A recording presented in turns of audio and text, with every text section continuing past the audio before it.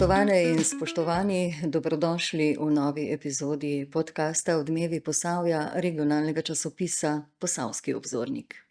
Naša današnja gostja je Rut Zlobec, ki že več kot desetletje živi in deluje kot učiteljica slovenskega jezika v Srbiji, natančneje v Vojvodini. Kaj jo je odpeljalo tja in zakaj? Kaj vse tam doživlja, preživlja, pa v današnjem pogovoru. Rut, iskreno dobrodošla. Hvala lepa. Za uvod, za začetek se ustaviva pri tvojem priimku. Tak nenavaden, zanimiv priimek je. Si morda kdaj raziskovala njegove korenine, od kod izvira, glede na to, da si slovenistka? Ja, s Krasa. S Krasa, in sicer moj pradedek je s kraja Skopo, so res skopi kraji zemljo, ampak očitno živijo tam srčni ljudje, Ciril Zlobec je z okolice, ne. Tako da ja, priimek je tam z tistih koncev. Tako, potem si s Krasa prišla v Posavje oziroma tvoji predniki. Moji predniki, ja. Moja prababica pa pradedek sta se spoznala v Trstu, kjer sta oba delala. Prababica je prišla iz dednje vasi iz Pišec v Trst. Zanimivo. Ja. Tako da pogumna je bila. Pogumna je bila in potem je bila verjetno tudi odločitev, da se preselite v Pišece lažja, ker je zemlja vendarle bolj rodovitna in lažja za obdelavo. Ja, prišla sta potem v Brežice in potem sta od tam nadaljevala svojo zgodbo. Tako. Omenila si pesnika Cirila Zlobca, si morda njegova daljna sorodnica? To bi si pa zelo želela. Ampak nisi. Ne vem. Nisem raziskovala. Ker se mi zdi, da je treba živeti tu, zdaj in ja, krasni ljudje, ki me obkrožajo, tega se veselim, zdaj pa da bi prav, se mi zdi, saj smo si vsi bratje pa sestre pa, ja. Krasno, dobro razmišljaš, mislim, zanimivo razmišljanje. Morda pišeš pesmi, tako kot jih je Ciril Zlobec pisal? Ja, tu pa tam pa kaj nastane. Samo pesmi ali morda tudi kakšno pripovedno besedilo, morda pišeš celo dnevnik? Dnevnika ne, ampak to bi bilo morda modro, ker srečujem tako čudovite in zanimive ljudi, ki bi si zagotovo zaslužili, da so nekje njihova življenja, njihove zgodbe zapisane, ampak so še druge poti, so tudi drugi, ki pišejo o tem. Tako da, kadar me zanese pero, pa kaj nastane, drugače pa predvsem gradiva za pouk ustvarjam, za nastope otrok, tako. Skratka, si aktivna, tako da verjetno 24 ur na dan je skoraj premalo zate. Ja, si znam tudi lenariti, tako da 24 ur čisto dosti, kakšna vanj. Skratka, si znaš vzeti tudi čas zase. Ja, brez tega pa ne gre. Zaupaj nam, kaj je botrovalo tvoji odločitvi, da si postala učiteljica slovenskega jezika s književnostjo? Si to že zamišljala, da boš, ko si bila še majhno dekle, ali je ta ideja v tebi vzniknila kasneje v času šolanja? Ja, ko sem bila majhna, sem hotela biti voznica kamiona, da sonce zahaja 24 ur na dan in tako naprej. Ampak življenje te pač odpelje drugače, ne. Te pokliče, ne, na kakšno drugo pot. Ja, pravzaprav jaz sem študirala slovenski jezik s književnostjo in srbohrvaški jezik, namreč v enem obdobju svojega življenja sem živela v Bosni in sem mislila, da bom mogoče tam tudi ostala in tam bi mi prav prišla seveda srbohrvaščina takratna, ne. Tako da to se je nekako tako zložilo. Zdaj pa je slovenščina v Srbiji. Slovenščina v Srbiji. Kaj je bil razlog, da si se odločila in po letih službovanja na osnovni šoli Maksa Pleteršnika v Pišecah, ker si bila zelo priljubljena učiteljica slovenščine, da si odšla v Srbijo, si se odločila, zdaj pa spokam kovčke in grem v Srbijo. Ja, jaz sem še vedno zaposlena na Osnovni šoli Maksa Pleteršnika Pišece in to si štejem v čast. Na šoli sem delala 16 let in za to obdobje sem neizmerno hvaležna. Za moje sodelavke, za ravnatelja, za vse, kar smo skupaj preživeli, doživeli, naredili. In nekako se mi je zdelo po tolikih letih, da sem se nekako izpela, da sem dala, kar sem imela za dati in da je čas za novo pot. In takrat me je poklicala prijateljica in rekla, veš, da je razpisano delovno mesto za učitelja slovenščine v Nemčiji in Srbiji. In sem se prijavila in tako. In bila izbrana. Ja. Kar pa seveda ni nujno, da bi bila izbrana, verjetno. Izbirni postopek je verjetno zahteven. Si bila kaj seznanjena s tem? Ja, ne, pravzaprav nisem vedela, kako izgleda, tako da ko sem prišla v tisto sobo, kjer je bilo, mislim, da 8-9 izpraševalcev, sem se najprej sama sebi nasmehnila in si rekla, dobro, Rut, saj zmoreš. No, in tako. In je steklo. In je steklo. In potem si se odselila. Ampak, kaj so pa dejali tvoji na osnovni šoli v Pišecah?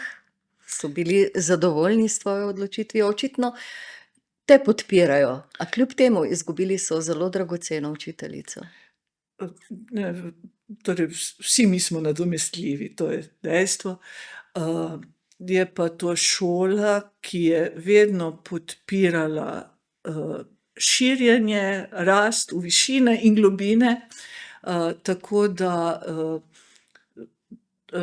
takratni ravnatelj Martin Dušič, s katerim še sedaj sodelujem pač v društvu Pleteršnikova domačija, je to videl tudi kot eno priložnost za šolo, da se šola še razširi, kljub temu, da smo že takrat bili UNESCO središče za Dolenjsko, Belo krajino in Posavje. Tako da, ja, lepo je, kadar rasteš, živiš v okolju, ki te podpira in ki ti omogoča, da napreduješ. To je zelo pomembno. Dovolijo tudi odhode. Ja, ker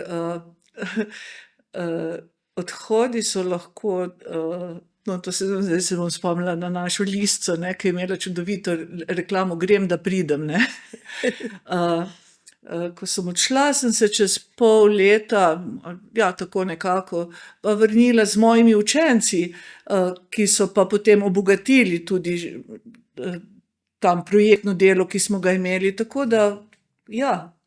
Tako da je sodelovanje obojestransko, Slovenija, Srbija, izmenjava učenk in učencev, to redno poteka, ne? Ja, poteka, razen v času korone ali pa če zmanjka nitke, ne. Finančne. Ja, ampak drugače pa redno v obeh smereh. Krasno, krasno. Si potem tudi neke vrste povezovalka medkulturnega dialoga. Pravzaprav vsi, lahko rečem, da vsi, ki so v društvih, vsak na svoj, v društvih Slovencev v Srbiji, vsak član na svoj način prispeva k tej povezavi, da je močnejša na tak ali drugačen način. Ja, tako da. Zelo odmeven in zanimiv je projekt Moj dom je lahko tvoja hiša. Moja hiša je tvoj dom, ja. Tako, ja. Kako pa je nastal, kako je prišlo do tega projekta?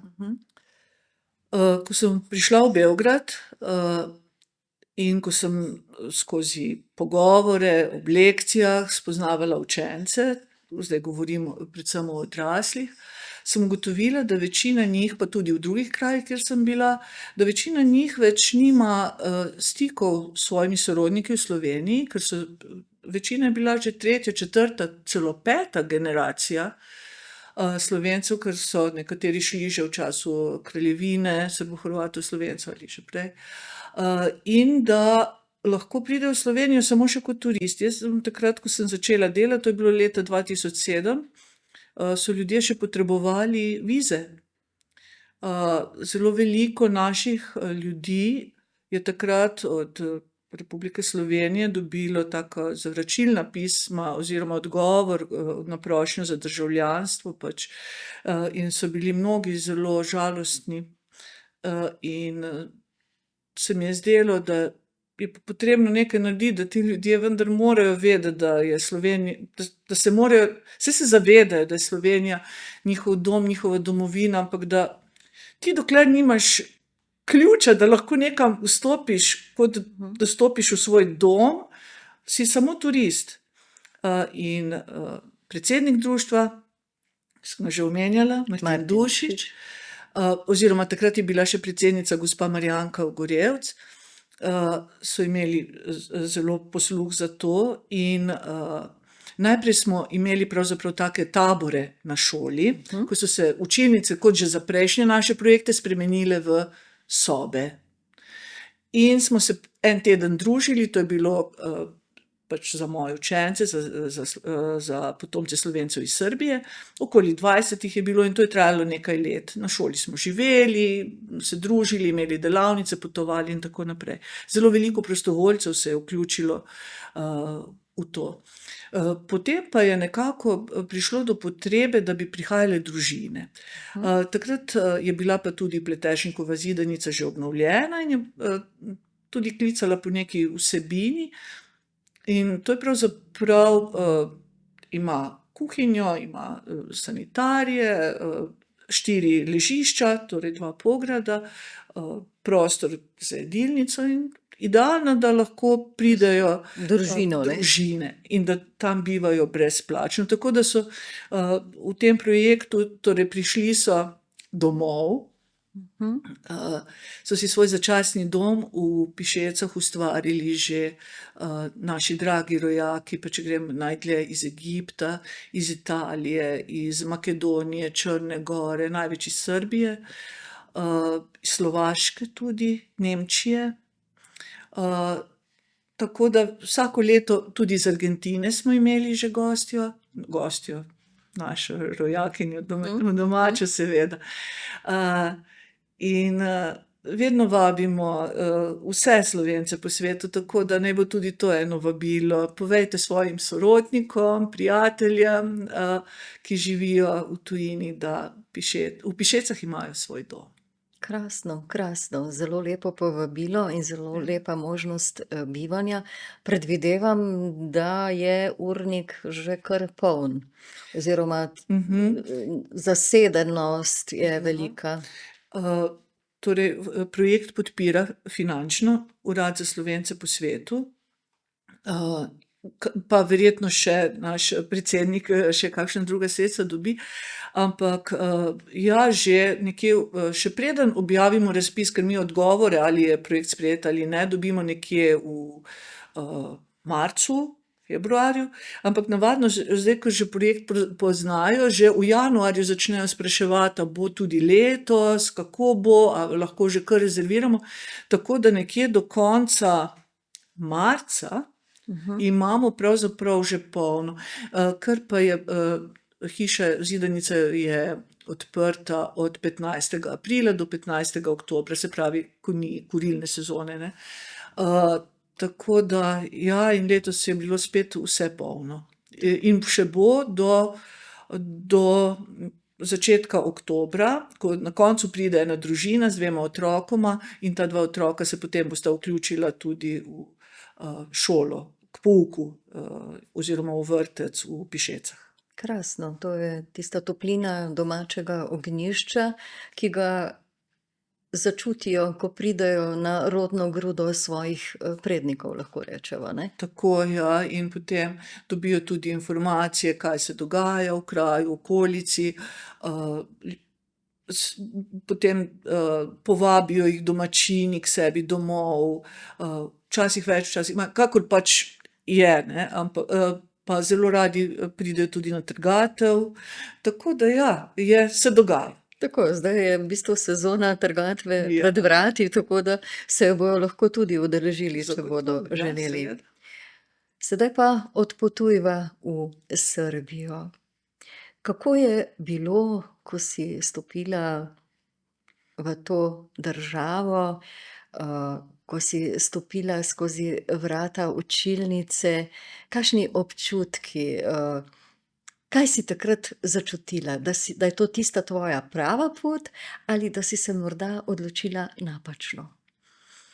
Ja, ko sem se peljala, torej, jaz pravim, da gostujem v Srbiji v 2 rundah. V prvi sem živela v Beogradu in sem pač potovala od Niša do Subotice, delala 2 leti tako.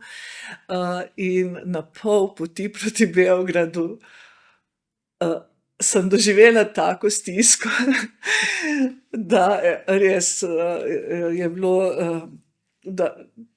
da sem si preveč, da to je pa verjetno res preveč, da to ne bo šlo. Ampak seveda avto na avtocesti, avto ne moreš kar obrniti, ne, in greš naprej, kar je včasih dobro. So tudi križišča, ke lahko skreneš od avtoceste. Sem šla kar naprej. No, in, ja, tam sem tudi zašla, ker so mi rekli, ja, ker sem se dobila s sorodniki, namreč meni je Srbija domača, moj oče je iz Srbije, jaz sem hodila kot otrok, v Srbijo, namreč moj oče je ves čas živel tam. Tako da, ampak prvič sem šla z avtom in potem, so mi samo rekli: "Samo glej, da ne boš zavila Beograd center." In jaz sem samo naenkrat videla obvezna smer Beograd center. In si zavila. In sem zavila in sem se potem nekje ustavila in, sem bila tako prestrašena, in sem vprašala eno gospo, kako pa naj jaz zdaj se od tu, ne. In mi je razložila zelo lepo in mi je, ampak je videla, da sem tako prestrašena, da je naredila eno krasno stvar. Tako kot otroku, ne, ker je videla, da sem tudi prestrašena kot otrok, je rekla: "Vi kar pojdite, vas bom jaz gledala." Lepo. In to sem si zapomnila. Zelo. Sem tudi kdaj kasneje sama tako uporabila, ker se pač moraš spustiti, ne, tam, kjer je, ni važno, ni pomembno, če je nekdo odrasel. Pojdi. Ja, tako da, ja, hvala tisti gospe. Torej prvi stik, prve stiske, ampak kasneje si se vživela v to okolje, kajne? Ja, sem se. Moram pa reči, da mi je zelo pomagala seveda doktor Maja Đukanović, ona je vodi katedro za slovenščino oziroma največji lektorat na svetu je na filološki za slovenščino je na Filološki fakulteti v Beogradu. Krasno. In ta lektorat vodi doktorica Maja Đukanović, tudi avtorica skupaj z možem slovensko-srbskega in obratno slovarja. No, in ona mi je res, zelo pomagala. Bila je pri ves tem. čas v oporo. Ja, res. To pomeni, da potrebujemo tudi mi v tujini oporo. Nekoga, ki nas usmerja ali pa pomaga. Tudi doma. Tudi doma, seveda, tudi doma. Povej mi, kako poteka tvoj vsakdan? Kako je videti? Ti si učiteljica dopolnilnega pouka slovenskega jezika in v bistvu poučuješ, kako bi rekla, generacije naših, ljudi, ki so se odselili v Srbijo pred desetletji, in to so njihovi potomci. Ja. In, starost je verjetno različna. Zelo. Od 4 let, to je moja najmlajša učenka, v prejšnjem šolskem letu sem pa že imela tudi otroke, stare 2 leti, pa do 85 let. Tako da ta razpon, je čudovit. Imamo lahko veliko medgeneracijskega sodelovanja, zlasti na prireditvah, in, je, lepo, ja, tako bogastvo. Vsi hodijo v isti razred, če Ne. vprašam po šolsko. Ja, tako, tam, v večjem kraju, recimo kot je Novi Sad, imamo posebej skupine odraslih, skupino najstnikov in pa otroke od, v eni skupini so otroci od 4 do 13 let. Sicer velik razpon, ampak so skupaj, ker ne gre drugače. Tako da, ja, v manjših krajih, recimo kot je pa Gudurica, to je pa čisto ob romunski meji, ta kraj ima sploh eno posebno zgodbo, Tam, je pa v skupini 5 deklic, starih zdaj je že 7 let najmlajša, ja, od 7 do 13 let, plus gospa, ki je stara 81 let, ja. Lepo. Tako da recimo to je pa ena taka drugačna skupina. Pa dopolnilni pouk slovenskega jezika poteka vsak dan ali na določene dneve? Torej jaz imam pouk vsak dan od ponedeljka do petka, Mhm. ob sobotah, nimam, včasih sem imela tudi ob sobotah in nedeljah, ampak potem se je izkazalo, da so, ker je veliko prireditev ob sobotah in nedeljah, da je veliko pouka odpadlo, tako da ga nimam več ob sobotah in nedeljah čez teden. In vse imam popoldne oziroma tam od 4 pa do 9 zvečer, plus minus tu nekje. Takrat, ko imajo ljudje čas, ko je konec služb, ko je konec pouka, čeprav tam so še vedno tako, šole oziroma je toliko mladih, da imajo pouk dvoizmensko, tudi v osnovnih šolah.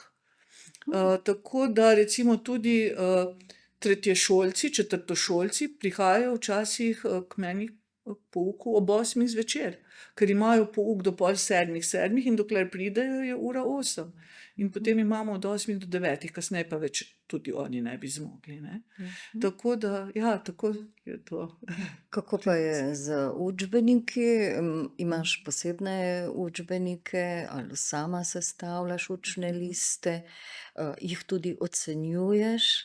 Ja, imamo odlične učbenike. Res, za najmlajše še nepismene, za vse starosti in za vse ravni znanja. To so učbeniki Centra za slovenščino kot drugega tujega jezika, kot drugi ali tuji jezik in pa, učbeniki Zavoda za šolstvo, in so res odlični. Ampak včasih, je preprosto skupina takšna, da, moraš sam gradivo pripravljati. Ne gre drugače. Sploh recimo skupina, ki jo imam v Novem Sadu in, se imenujejo, so se kar poimenovali ali pa smo jih poimenovali prevajalci, zato ker so pač že najnaprednejši in že lahko tudi prevajajo, kadar, so kakšne potrebe, kadar, Prevajajo slovenske tekste v srbščino in in obratno. obratno. Vse lahko, seveda je treba še popraviti, ampak znajo, zmorejo. In nekateri med njimi prihajajo k pouku že več kot 20 let, so prihajali že preden sem jaz prišla, kajti dopolnilni pouk slovenščine se je začel, takoj ob ustanovitvi Kredarice. Kredarica je bila prvo društvo v Novem Sadu v Srbiji, leta 97, je bilo ustanovljeno in so takoj začeli s poukom, ker vsak, ki je v tujini, se zaveda, da je jezik tisto, kar te, jezik, pesem, kar te takoj Povezuje. poveže in kar ostane ta vez, ja. In, takrat so učile se druge učiteljice, 2 sta žal že pokojni, in, tako da sem, na dobro dediščino prišla. In tisti, ki so takrat hodili, večina še kar ostaja pri pouku in ti učbeniki so že, ne, in potem delamo pa takšne aktualne stvari, to, kar se dogaja v Sloveniji na področju kulture, tradicije, prazniki, tako. Kako pa poteka recimo učna ura? Je to klasična učna ura, ko ti predavaš, ali je to bolj konverzacija, pogovor? Ja, vse je, Kombinacija. pogovor, ja, pogovor, torej, vsekakor se začne s pogovorom, z nekim motivacijskim dejanjem, ali je to slika, glasba, nekaj. In potem okoli tega, se naredi taka spirala, da se vse, da vse uspemo narediti, da tudi, sami pišejo, berejo, pripovedujejo, pač glede na, Nivo. znanje, ja, tako. Potem ti njihove tekste tudi ocenjuješ ali ne? Ne. Hvala To bogu. sem bila pa najbolj srečna, ko sem videla, oziroma ko sem se še malo pogovarjala, o tem, kako poteka pouk, dopolnilni pouk slovenščine. Namreč jaz sem bila že od nekdaj, odkar sem začela delati v šoli, proti ocenjevanju. Jaz sem rekla, saj motivacija, če je dovolj močna, potrebuješ ocene, saj lahko drugače, ne, saj zdaj je formativno in že marsikaj je, ne. Tako da mi nimamo ocenjevanja takšnega, se pa rezultati kažejo potem, ko grejo recimo mladi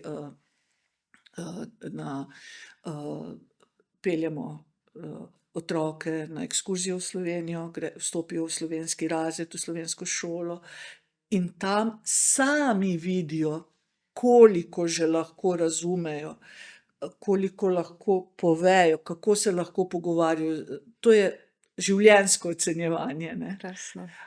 In podobno je z odraslimi, ne. Čeprav odrasli pa pravijo, ja, smo šli v Slovenijo, smo šli recimo nekam na izlet, kakorkoli, in smo hoteli, ne, govoriti v slovenščini, pa so vsi začeli z nami govoriti neko srbo-hrvaščino, rečemo jugoesperanto.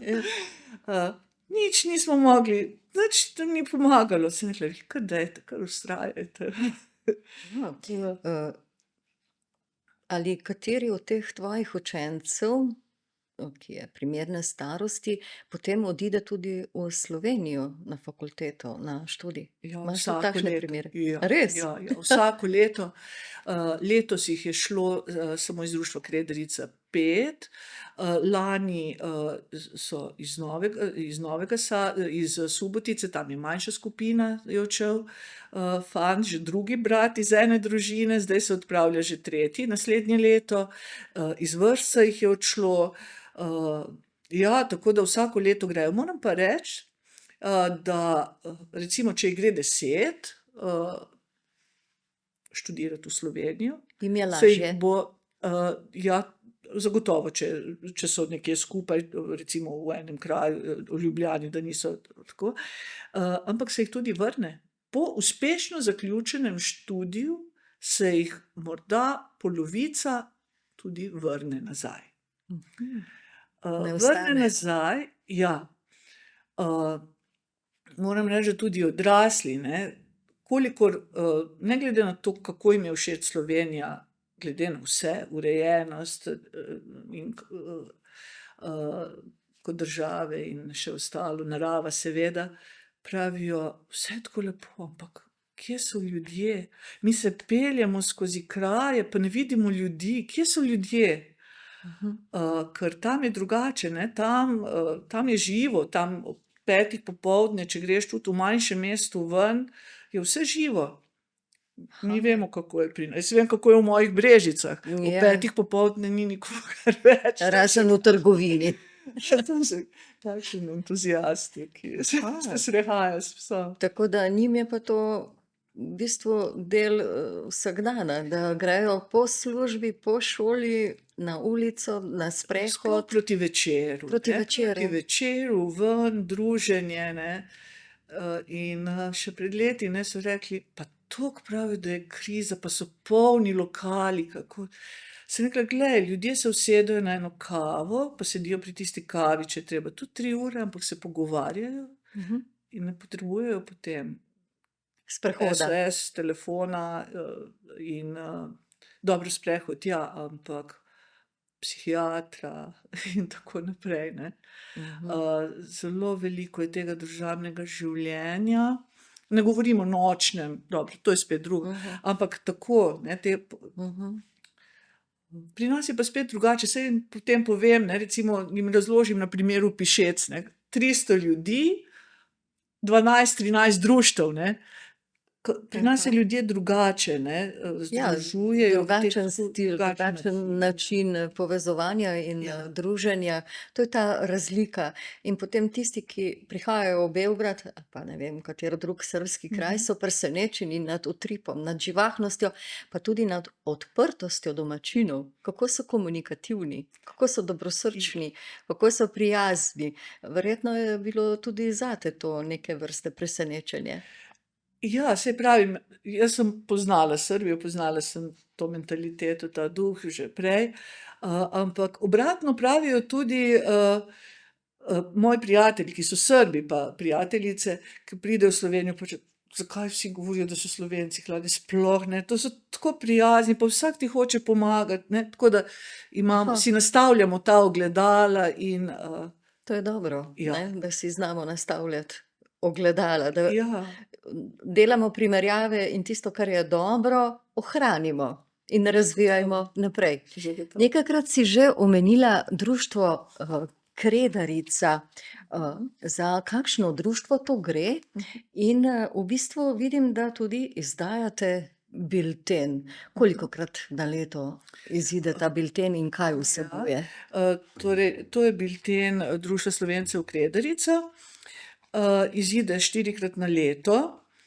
Izdaja ga tudi, včasih je izdajalo tudi Društvo Slovencev Triglav, pa Društvo Slovencev Kula Vršac. Izdaja ga še Beograd seveda in pa Niš. Ostala društva vsekakor tudi delujejo, pa ne izdajajo biltena, ne. Tako da, ja, Kredarica je pa Društvo Slovencev v Novem Sadu in oni so kmalu tudi po ustanovitvi, kot so začeli s poukom, so prav kmalu začeli tudi z izdajo biltena. Zanimivost biltena je med drugim tudi to, da je v vsakem je intervju, pogovor z članom, tako da je že izšla knjiga samih pogovorov s člani, v teh pogovorih razkrijejo svoje vezi, torej poreklo, od kod izhajajo in tako naprej. Zelo zanimivi pogovori so objavljeni, zlasti so dragoceni zato, ker je veliko ljudi že odšlo od takrat, ne. In ja, Je tak, spomin ostane. tako en dokument časa, ki ga bomo z veseljem listali morda čez desetletje ali pa celo več. Ustaviva se še pri poklicu učiteljice, učitelja. Kako ti doživljaš ta poklic? Je to neke vrste poslanstvo, ki ga je treba negovati, razvijati z veliko empatije, spoštovanja, razumevanja? Si vse povedala, ja. Zagotovo, brez tega vsega, kar si navedla, brez ljubezni do tega. Čeprav sama moram priznati, da sem bila kar nekajkrat v tem, sem rekla, jaz več tega ne zmorem, jaz bom delala nekaj drugega, jaz bom šla palačinke peči na tržnico, ne morem več. Sploh recimo ocenjevanje, pa neke druge zahteve, ne, ki so bile Tekmovalnost. ja, hvala. Ja, tekmovalnost, Zelo se spodbuja, ne? ja, medtem ko v resnici gre pa za sodelovanje, ne. Sodelovanje je to, kar vidim tudi sama pri svojem pouku, da je zelo močen motivator, no. Sodelovanje, povezovanje, aktualiziranje, to, tako da. Tako da sodelovanje je pravzaprav ključ do uspeha, Ja, kaj ne? ja. Ker nisi individualist, ampak moraš z nekom sodelovati in ujeti z njim tisti pravi ritem, pa ob tem seveda ohraniti tudi lastno mnenje.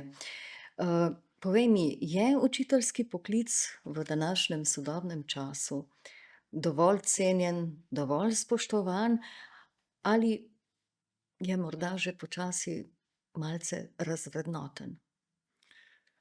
Ja, mislim, da je ta proces razvrednotenja se že začel kar pred leti. Mislim, da da je sistem spustil starše pregloboko. Saj sem tudi sama mama in vem tudi s te strani, kako je. Tako da, ja, upam, da se bo kaj spremenilo, ne, saj tudi rezultati kažejo, kje smo, ne, učiteljev je zdaj toliko in toliko. Manj. Ja, Tako da. razlogov je več. Verjetno je tudi v tem, da učitelji izgubljajo avtonomijo In morali bi se morda vprašati, zakaj jo izgubljajo, avtonomijo, ne? Pač to pa ni tema najinega pogovora. Ja. Včasih si jo lahko dosti več vzamemo, kot mislimo, ampak ja, pustiva te stvari. Povej mi, se je tvoj pogled na slovenski jezik in kulturo spremenil, odkar živiš, bova rekli, v tujini? Je kakšen drugačen pogled? Drugače vidiš Slovenijo? Z druge perspektive? Ja, vidim drugače,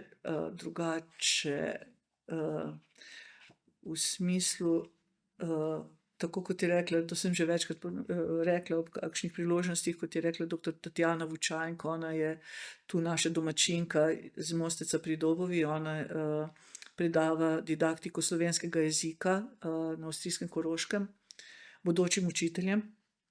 In je rekla, v tujini se je treba za vsako slovensko besedo boriti. In to je res, nič ni samoumevno, slovenščina ni samoumevna. In ko sem prvič doživela to, pri prvem srečanju z odraslo skupino, sem se kar malo tresla, so rekli, saj ni treba.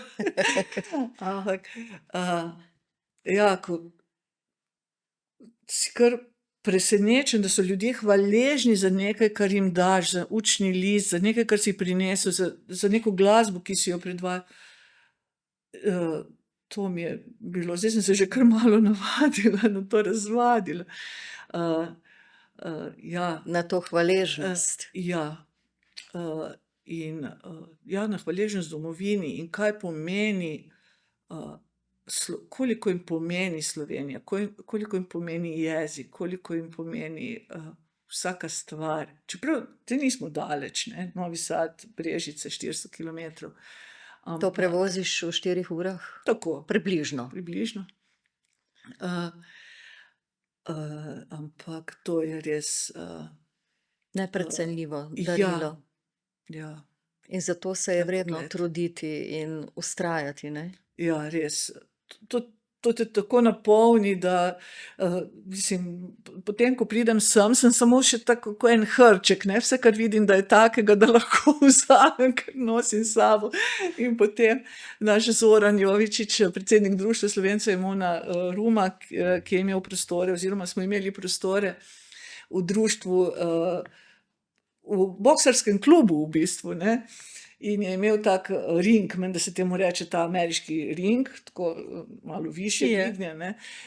Sem rekla, tvoj ring že počiva na Cicibanih in na vseh ostalih, ker toliko smo ne moreš, ne daješ kar tako, ne, ker čuvaš, da boš imel za generacije. Potem smo spravljali tam, da bo še za naslednjič, no, ampak te prostori so zgoreli pred leti, no, in zdaj je ravno Zoran je uredil nove prostore, tako da zdaj septembra štartamo v novih prostorih. Krasno, krasno. Če bi se odpravili v Srbijo, ogled česa najbolj priporočaš? Kje se naj bi najprej ustavili in si nujno ogledali? Ja, to me pred leti sva se pogovarjali z tudi domačinko, Nano Požun, profesorica slovenščine, Milekič, in pa z Zdenko Senica Grubič, tudi profesorica na gimnaziji Brežice, sta rekli, mi bi pa pripeljali gimnazijce k vam, kaj bi, ne. Sem rekla, najboljše, da začnemo kar na vstopu v Srbijo. In sicer Sremski front, torej spomenik Sremski fronti, kjer je, to je pred koncem druge svetovne vojne, je bila tu res, so bile težke bitke, zelo veliko naših je padlo in tam vidiš slovenska imena.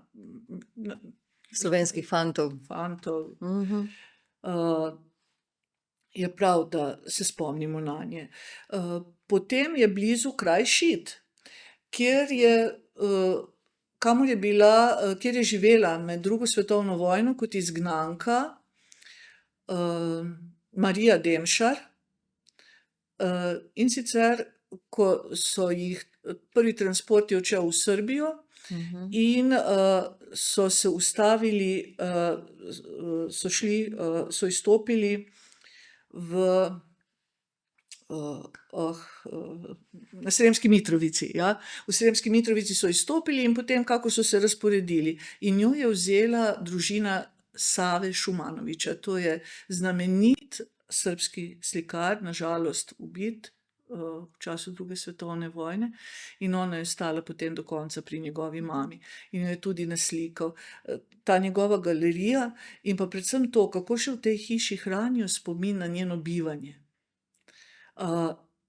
To je tako močno, da mi smo si tam ogledali tudi film potem, srbski dokumentarni film, z naslovom Beračica grožđa, ki je pravzaprav film o njej, in O je njeni življenjski zgodba o poti. njeni življenjski zgodbi v trenutku, ko je v družini Save Šumanovića, in potem je zgodba slikarja okoli tega. To je neverjetno, no, saj obstajajo pisma iz Šida, obstaja knjiga v srbščini, slovenščini, tako da ja, njena pisma, kako jo ta družina sprejela, tako kot mnoge druge družine, ki so, oziroma posamezniki, ki so bili izgnani, izseljeni v Srbijo v času druge svetovne vojne. No, in potem pa seveda, potem so pa še drugi kraji, in ja, treba je priti in ostati najmanj en teden pri nas, pokažemo nekaj. Pa tudi kulinarika, Ja. kakšna poroka. Kulinarika, ja, ko sem odhajala v Srbijo, pa so kolegi seveda, sodelavke in sodelavci vedo, da sem vegetarijanka, in so rekli, kaj boš ti jedla v Srbiji, ne? V deželi čevapov, ražničev, pleskavic. Sem rekla, kaj misliš, a imajo v Srbiji krompir? Seveda imajo. A imajo papriko? Imajo. Pa Čebulo pa paradiž? Imajo. Sem rekla, vidiš, ne bom lačna. Tako da nisi lačna, kljub temu, da imajo toliko mesnih dobrot, ki se jih marsikdo seveda ne bo branil, ko bo prišel v Srbijo. Ja, ampak imajo tudi izjemno postno kuhinjo, namreč tam se pa res veliko ljudi drži božičnega in velikonočnega posta, to je 40 dni pred božičem in pred veliko nočjo, res dosti. In to je post brez mesa, na določene dneve celo brez masti, brez mleka in tako. Ves čas je torej strogo. Ampak se drži veliko ljudi in takrat imajo tudi v restavracijah postno kuhinjo in to je fantastično. Takrat najbolj uživaš. Se ne grem velikokrat, kuham sama. Takrat pa si privoščiš Včasih, ja. tisti dan, ki je samo zate. Rut, če te vprašam, kje je tvoj dom, kaj mi boš odgovorila? Tam, kjer sem jaz. Krasno, krasno. Torej, tvoj dom je povsod pravzaprav, kar sprejemaš in kar si pripravljena dajati, pripravljena pa si tudi na sodelovanje. Ja, evo, hvala, ker sem lahko danes doma tukaj pri vaju, pri tebi in pri Boštjanu. Lepo. Kaj naj rečem, hvala ti, ker si se odzvala našemu povabilu k današnjemu pogovoru, da si čas, ki ga preživljaš doma v rodnih Brežicah in pa v Posavju, tudi poklonila nam. Pogovor je bil zelo iskren, v bistvu Srbija, bom rekla, da kar vabi na kakšen obisk, kratek, morda malo daljši, verjetno bi našla tudi kakšno prenočišče za nas, če bi te obiskali. Zagotovo, za vse poskrbimo, samo pridite. Zdaj že začnemo v mesecu, nacionalnem mesecu skupnega branja, začenjamo s projektom Beremo Slovenijo v Rumi, potem se krasno. takoj nadaljuje že srečanje pevskih zborov slovenskih v Srbiji, pa srečanje otrok Mavrica v Subotici, pa 80-letnica naselitve Slovencev v Banatu, kolonizacija iz Bele krajine po drugi svetovni vojni, ker je bila Bela krajina požgana. Tako da Razlogov več kot dovolj za obisk. absolutno. Nam boš javila datume. Kar pridite. Če ni ničesar, pa kaj naredimo. Rut, hvala ti. Iskrena, topla, prisrčna, tako da takšna ostani še naprej in obišči nas še kdaj. Najlepša hvala.